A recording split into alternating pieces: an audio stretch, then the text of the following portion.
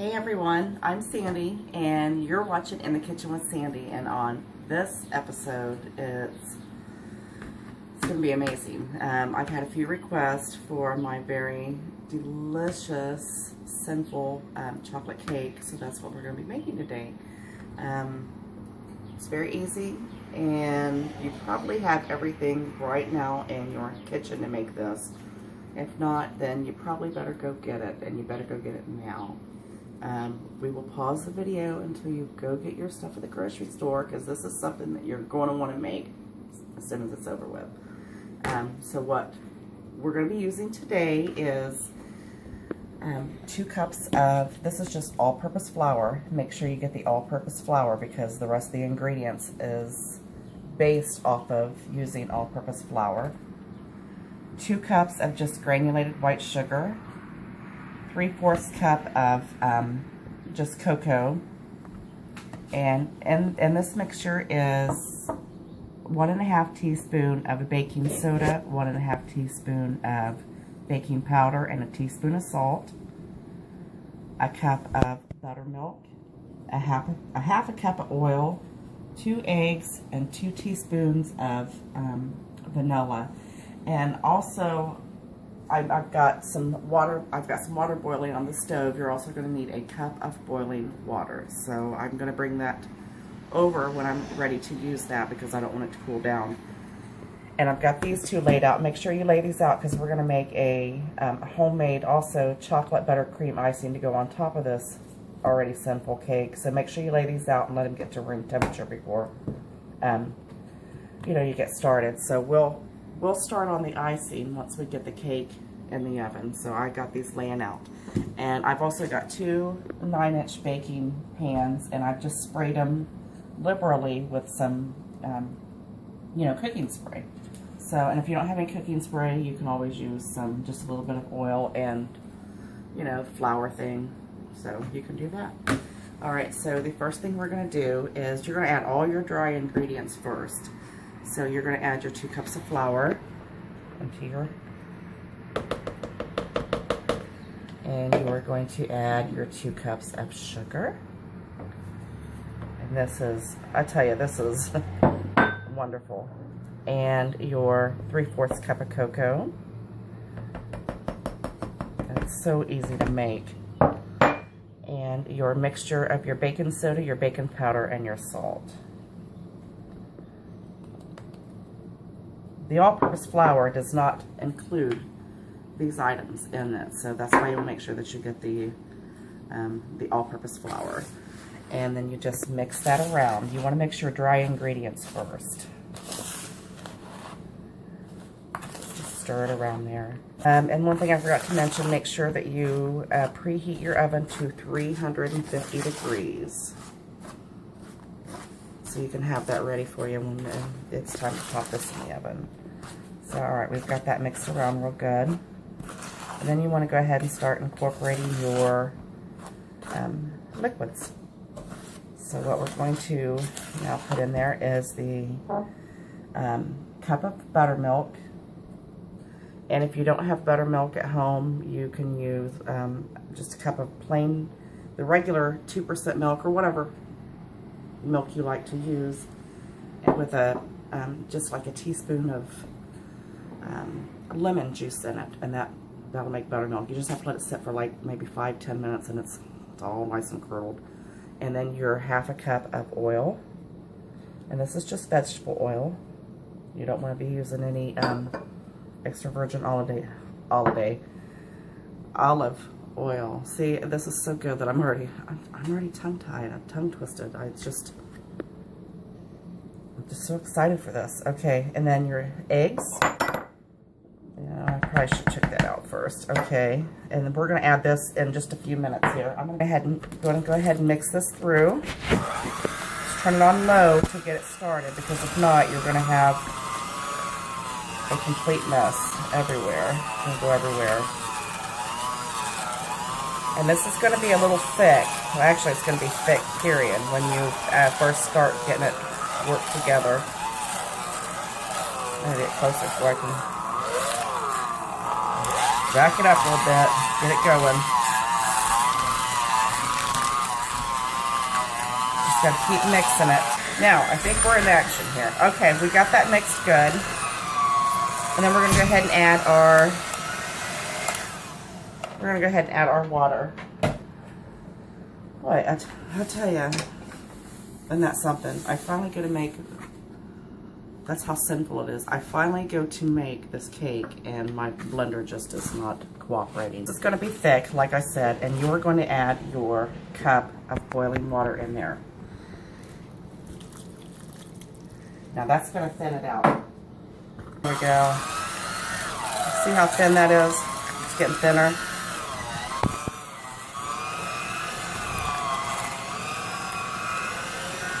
You just gotta blend it real good. And you can go ahead and add your 2 teaspoons of vanilla. There we go. Now it's looking like what it's supposed to look like.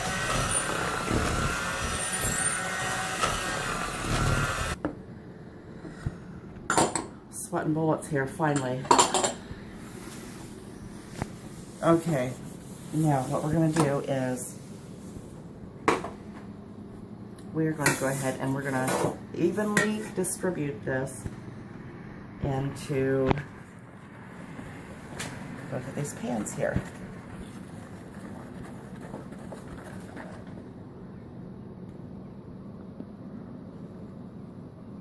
See how thin that looks? I'm telling you, this makes a wonderful cake. Wonderful, wonderful. I've had a few requests for this, so I figured I better get it going. Put it in there.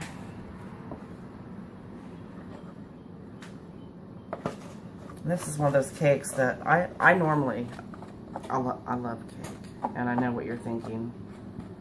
You know, how do you keep your nice figure? You know, making delicious food like that, but it's a lot of work. It's a lot of work, but hey, it's worth it. All right, so now we've got all that in there, and we are going to throw these in the oven. Okay, again, it's on 350, and we're going to put these right in the oven, and we're going to bake these for about 28 minutes, depending on your oven. You probably know how your oven bakes, so we'll start checking it about 25 minutes just to see where we're at, okay? Okay, our cake is in the oven, and it's still got about 15-16 minutes on it, and again, we're just going to check it, you know, before we pull it out of there to see where we're at with that. But right now, we're going to go ahead and start on getting our icing together. You can always pop that in the refrigerator until you're ready. We have the whole stick of butter that I told you to lay out previously, and this is cream cheese. You want a whole, I think it's 8 ounces of cream cheese, and you want this room temperature. And what I'm going to do is I'm just going to pop them in the microwave. You can do that for about 10 seconds to soften them up even more, so it everything can incorporate a lot easier. What else we're going to use is about 3/4 cup of cocoa. The same cocoa you used for your cake. This is a chocolate buttercream icing, and it goes amazing with the cake. And this is 3 cups of powdered sugar, and you want to make sure that you get the powdered sugar. You don't want to use the granulated sugar because it's 2 totally different things. And about 1.5 teaspoons of vanilla, and I've got a couple tablespoons of milk here that we can, you know, use it if you need to. You can make this as thick or as thin as you want to make it. So what we're going to do first is we're going to go ahead and get this mixed together real good. We're going to cream this together. And see, once you put it in the microwave for a few seconds, it kind of makes it a little bit easier. And cream that together. Then once you get that cream together,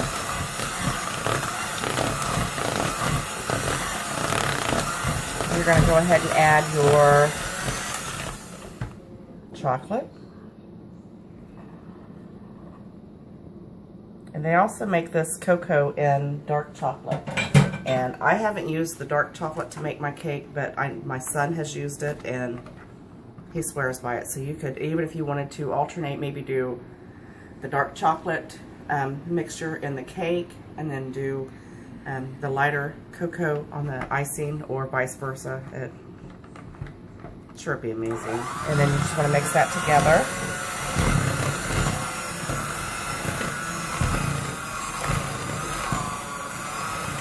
It's all mixed up there, and it's going to get thick too, just like the other did, but this will cream up. Once you start adding your powdered sugar, it'll start, this creams it up. So I would just do a little bit at a time, I recommend, because it goes everywhere if you don't. Add your vanilla, and then just mix it all together, and then you'll be done.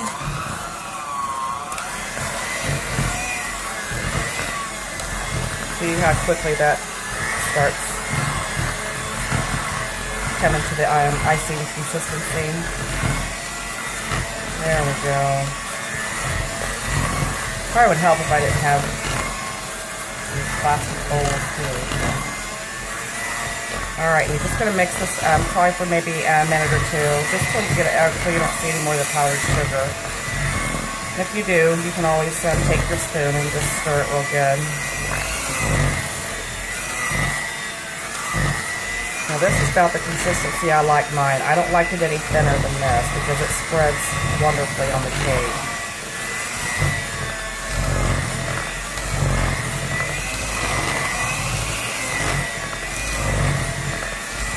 There you have it.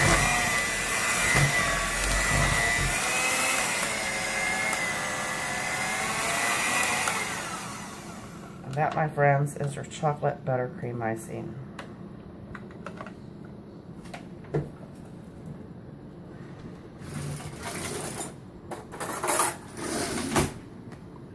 Just kind of get all the powdered sugar off the top there and just stir it around. See, look how creamy that became.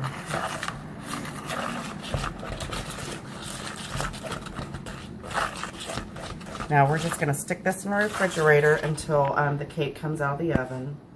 And you know, I hate when this happens. All this icing is stuck on this fork and I can't get it off. So I'm just going to have to pop it in my mouth.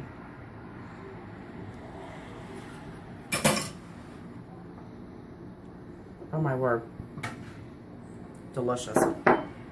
Put this in the refrigerator till the cake comes out of the oven. We're going to take the cake out of the oven. We're going to let it cool completely before we frost it. And then it's on. Heaven. Okay. I'm feeling very accomplished. These cakes are done.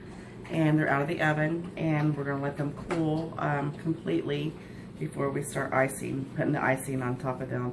I baked them for about 28-29 minutes. Again, you're going to have to adjust to, you know what your how your oven bakes, so you don't want to over bake them. And a good way to tell when they're getting done is you can see that they start separating from the side. So I'm ready for this. And we're going to icing these as soon as they're done, and I'll meet you back here shortly. Alright, the cakes are done, and they've cooled completely, so we're going to go ahead and put the frosting on them. I've already put one on my cake platter here, so I turned it upside down instead of the other way, so the other piece of cake will sit nicely on there. And I pulled my icing out of the refrigerator. So you want to give that a quick stir. And then you're just going to, I just glopped me a big mess of it on there. And then I just start spreading it around. Now, I wouldn't go too heavy on this bottom layer because your other cake is going to sit on top of it and it'll slide right off there. Whoops. If you put too much on there, but you can put quite a bit on there. If it slides over, you just fix it to the side. And again, this is one of the best cakes you'll ever have. It's not one of those ones that you look at and think, oh, it looks absolutely amazing, and you take a big bite of it and it's not good. This is really, really the best cake recipe that that you'll ever come across. And again, you probably have the majority of the ingredients already in your kitchen to make this. So, okay, and then you just want to see look how perfect that came out of there. And see, I turned the other one upside down to where it's flat, and then this one just goes right side up. Look at that, perfect. And then I'm just going to finish icing the cake.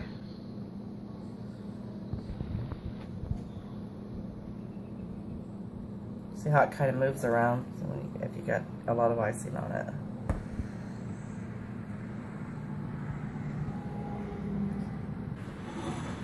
And there you have it. The most delicious cake you will ever experience. So, of course, we have to cut into it. And I'm just going to have a little piece. This cake is so good, you don't even need ice cream with it. And I'm a big cake fan. I think I have to have ice cream with every cake I eat, not this.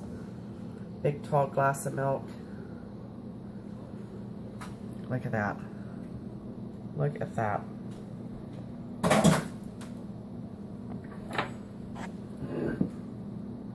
Perfect.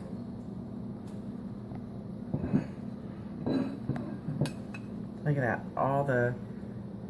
Look at the depth of it. It's so big and so voluptuous, and it's so delicious. Of course, I have to have a bite.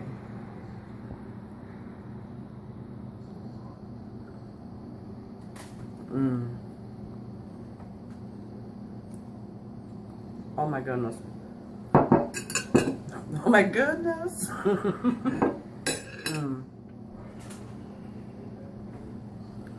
I can't even tell you how good this is.